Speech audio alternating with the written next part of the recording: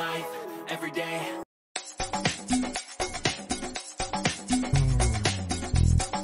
Showbiz Kachika TV. Hello mga kachika! Talaga namang napakaraming ang mga netizens ang nagulat nga sa ibinahagi ni Paolo Conti sa kanyang social media account kung saan talaga namang nakakagulat dahil finally for the very first time after a long time ay nag-reach out na rin pala siya sa kanyang mga anak kay Lian Paz kung saan ito nga ay nangyari daw long time ago pero ngayon nga lang niya ibinahagi dahil sa napakalaking pagpapasalamat nga niya kay Jan Cabahug.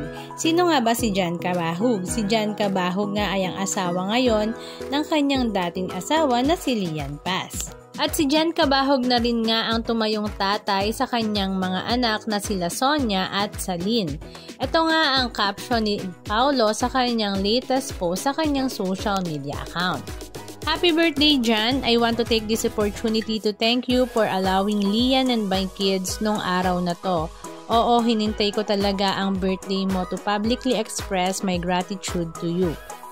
At Lian Katrina, you have always been kind and forgiving. This is why hindi kayo pinabayaan ni Lord. I appreciate all your efforts in talking to John about that day. Thank you for being strong and for how you nurtured the kids to have beautiful hearts. John, I cannot thank you enough for this chance. I promise to have constant communication sa inyong lahat. I will not waste this chance. Thank you for taking care of the kids. Please know that I am always here para sa inyong lahat. 2 more precious days like this. Happy birthday, John. Thank you for the friendship. At napaka-humble nga ni Jan Cabahug, sumagot nga siya kay Paolo Contis ng, I appreciate your thoughtful birthday greeting. Thank you. I know you're a good man and I will also treasure our friendship. Andito lang kami. God bless, Pao.